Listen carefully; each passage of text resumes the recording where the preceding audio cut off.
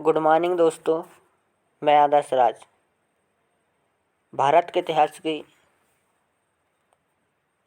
इतिहास को आगे बढ़ाते हुए एक बार फिर से मैं आपके लिए कुछ क्वेश्चन लेकर आया हूं, जो 2022 को टारगेट करते हुए प्रारंभिक परीक्षा के लिए महत्वपूर्ण है।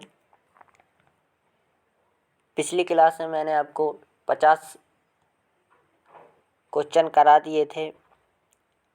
देखिए, इनमें से पिछले 30 वर्षों में भी पूछे गए प्रश्नों को भी मैं लेकर आया हूं। देखिए, वीडियो क्वालिटी में थोड़ी दिक्कत जाने के कारण आपको इस वीडियो को 360 क्वालिटी पर देखना होगा, क्योंकि महत्वपूर्ण प्रश्न है और आप सभी को देखना इस वीडियो को तो 360 पर क्वालिटी करके देखें।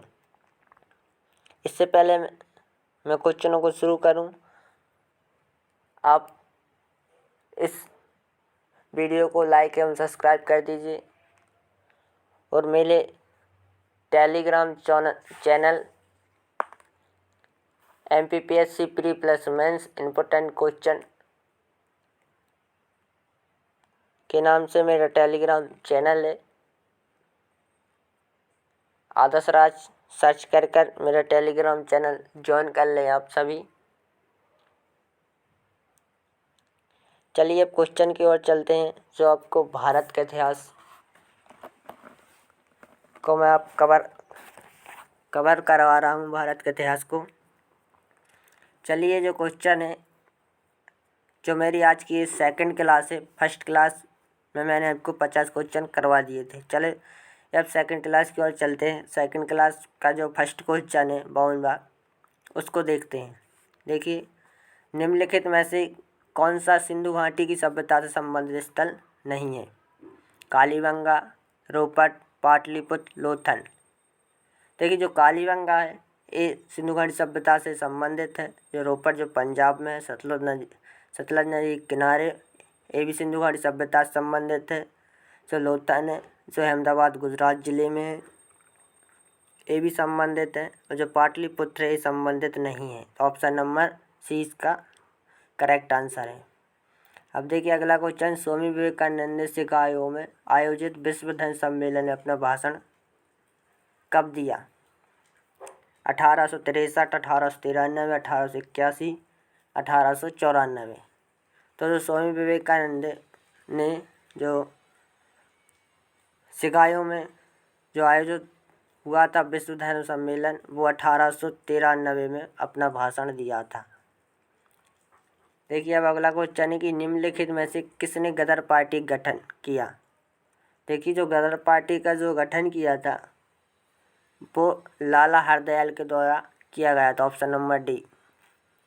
अब देखिए अगला क्वेश्चन है, मोहनजोदड़ो निम्नलिखित में से कहाँ स्थित है? भारत के गुजरात, भारत के पंजाब, भारत के प्रांत सिंध प्रांत, अफगानिस्तान। देखिए, जो मोहनजोदड़ो है वो सिंधु घाटी सभ्यता का सबसे बड़ा स्थल है। इसका जो अर्थ होता है वो मृतकों का टीला होता है। और सिंधु घाटी सभ्यता की खोज की बात करें तो 1922 में राखालदास बनर्जी द्वारा इसकी खोज की गई थी। तो क्वेश्चन में पूछा गया है कि सिंधु घाटी मोहनजोदड़ो निम्नलिखित में से कहाँ स्थित है?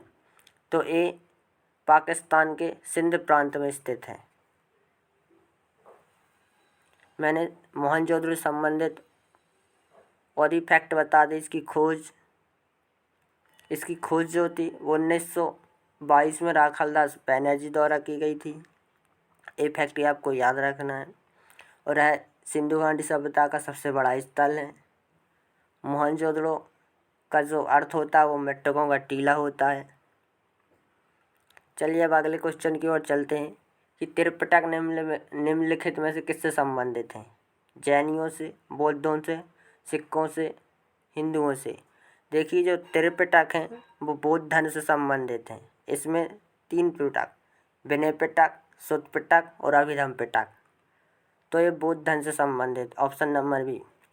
अब देखिए अगला क्वेश्चन है, कलहन द्वारा रचित रजत तरंगिणी निम्नलिखित में से किससे संबंधित है?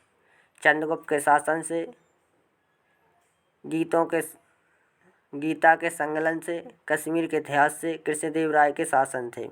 देखिए जो कलहन द्वारा जो रचित है रजत तरंगिणी है उसमें कश्मीर के इतिहास का वर्णन है, ऑप्शन नंबर सी। अब देखिए अगला क्वेश्चन है कि अमीर खुसरो निम्नलिखित में से किसके शासनकाल से संबंधित थे? जो अमीर खुसरो थे वो अलाउद्दीन के शासनकाल से संबंधित थे, तो ऑप्शन नंबर ए। अब अगला क्वेश्चन है कि जब रॉलेट एक्ट पारित हुआ था उस समय भारत का वायसराय था। तो देखिए जब रॉलेट एक्ट पारित हुआ था उस समय जो भारत का जो वायसराय था वो लॉर्ड चेम्सफोर्ड था, ऑप्शन नंबर सी। अब देखिए अगला क्वेश्चन, 1911 ईस्वी में जब राजधानी कलकत्ता से दिल्ली लाई गई तब उस समय भारत का वायसराय था। तो जो उस समय जो भारत का वो वायसराय था वो लॉर्ड हार्डिंग था, ऑप्शन नंबर डी।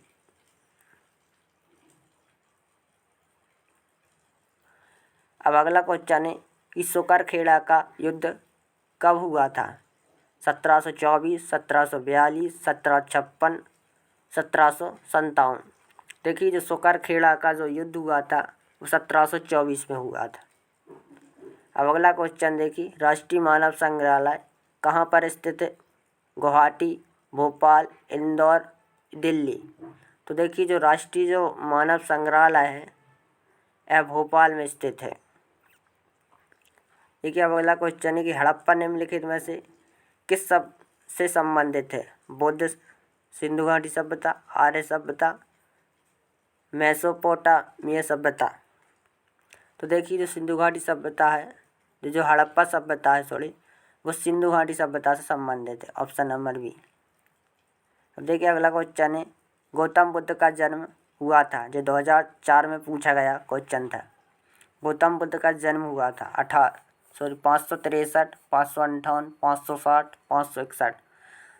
तो आप सभी को पता होगा कि गौतम बुद्ध का जन्म हुआ था जो 563 ईस्वी में हुआ था। अब अगला क्वेश्चन है कि बौद्ध धर्म का जन्म किस स्थान पर हुआ था? वैशाली, लुम्बिनी, कपिलवस्तु, पाटलिपुत्र। देखिए जो गौतम बुद्ध का जो जन्म स्थान था वो लुम्बिनी था, ऑप्शन नंबर बी। देखिए अब अगला क्वेश्चन है, गौतम बुद्ध ने किस स्थान पर निर्वाण प्राप्त किया था? ये भी पीएससी में पूछा गया क्वेश्चन है। तो जो इसका जो आंसर है वो कुशीनास है। क्या है? कुशीनास। देखिए अब अगला क्वेश्चन, स्थायी बंदोबस्त किसने किया था? किसानों के, जमींदारों, मजदूरों, व्यापारियों। तो देखिए जो स्थायी बंदोबस्त था वो किसानों के लिए किया गया था, ऑप्शन नंबर ए। देखिए अब अगला क्वेश्चन, हड़प्पा सभ्यता के औजार और अस्त्र मुख्यतः बनाए जाते थे लोहे के, पत्थर के, तांबा के, टिन और कांस, लोहे और कांस। देखिए जो हड़प्पा सभ्यता के जो औजार थे वो तांबा, टिन और कांस के द्वारा निर्मित औजार थे, ऑप्शन नंबर सी। अब अगला क्वेश्चन है कि आर्य भारत में सभ्यता आए यूरोप से, अन्य क्षेत्रों से, पूर्वी एशिया से, मध्य एशिया से। देखिए जो आर्य जो भारत आए थे वो मध्य एशिया से आए थे, ऑप्शन नंबर डी। अब अगला क्वेश्चन है कि प्राचीन काल में आर्यों के जीविकोपार्जन का मुख्य साधन था कृषि, शिकार, शिल्पकार, पशुपालन। तो आर्यों का जो जीविकोपार्जन का जो मुख्य साधन था वो पशुपालन था, ऑप्शन नंबर डी। देखिए अब अगला क्वेश्चन है कि सैयदवाद सिद्धांत है लोकायत धर्म का, जैन धर्म का, शैव धर्म का, वैष्णव धर्म का। तो जो सैयदवाद जो धर्म है वो जैन धर्म से संबंधित था। अब अगला क्वेश्चन है कि बुद्ध को ज्ञान प्राप्ति कहाँ पर हुई थी? कुशीनगर, पाटलिपुत्र, राजगृह, बोधगया। तो जो बुद्ध को जो ज्ञान प्राप्ति हुई थी वो बोधगया में हुई थी। कहाँ पर? Bodhgaya, option number D. अब अगला क्वेश्चन है कि निम्नलिखित में से कौन गौतम बुद्ध का समकालीन था? भरतबाहु, चंद्रगुप्त, पार्श्वनाथ, वर्धमान, महावीर। देखिए जो बौद्ध का जो समकालीन था वो वर्धमान महावीर था, ऑप्शन नंबर डी। देखिए अब अगला क्वेश्चन है कि बौद्ध धर्म में पति मोक्ष से क्या तात्पर्य है। महायान बुद्ध का विवरण, हीनान बुद्ध का विवरण, संघ का नियम और राजा मेनांडर के प्रश्न। तो महायान बुद्ध का विवरण है इसमें, ऑप्शन नंबर ए।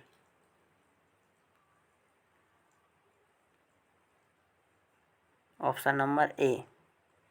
अब अगला है जैन धर्म में पूर्व ज्ञान के लिए क्या शब्द है। जिन, रत्न, केवल, विकर्ण। तो जो जैन के जो पूर्व ज्ञान का जो शब्द है वो केवल है, ऑप्शन नंबर सी। अब आपको सम्मिलित करना है कि प्रथम बौद्ध संगीति, द्वितीय बौद्ध संगीति, तृतीय बौद्ध संगीति और चतुर्थ बौद्ध संगीति। देखिए जो प्रथम बौद्ध संगीति है वो महाकाश्यप से संबंधित थी। द्वितीय बौद्ध संगीति वो सबलकालीन, और तृतीय बौद्ध जो संगीति थी वो मेगलिटिपुत्रस, और जो चतुर्थ बौद्ध संगीति थी वो वासुदेव से संबंधित थी। तो जो सही सम्मेलन है वो फर्स्ट का फोर्थ, सेकंड का थर्ड का सेकंड, और जो फोर्थ है वो ये आपकी सही जोड़ी है।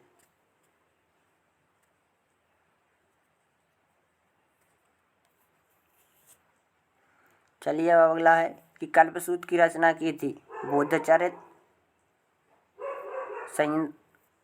सेंद्रानंद, भरतबाहु, स्थलबाहु।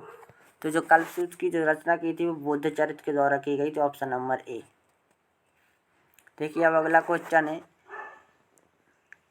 कि संयंत्रानंद किसकी रचना थी। अश्वघोष, बाणभट्ट, भभूति, भाष्य।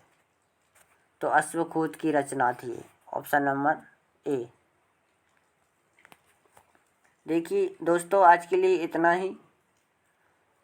भारत का इतिहास की जो आज सेकंड क्लास यहीं पे मैं ख़त्म करता हूँ। कल फिर से मैं आपको लिए भारत के इतिहास को थर्ड क्लास लेकर आऊँगा। यदि दोस्तों वीडियो अच्छा लगा हो तो लाइक एवं सब्सक्राइब कर दीजिए। दोस्तों मेरा जो टेलीग्राम चैनल है आदर्श राज के नाम से सर्च करके मेरे टेलीग्राम चैनल को ज्वाइन कर लीजिए। उसमें मैं आपको मेंस की आंसर राइटिंग और कुछ महत्वपूर्ण प्रश्न भी लेकर आ जो 2021 की मुख्य परीक्षा के लिए महत्वपूर्ण है। तो धन्यवाद दोस्तों।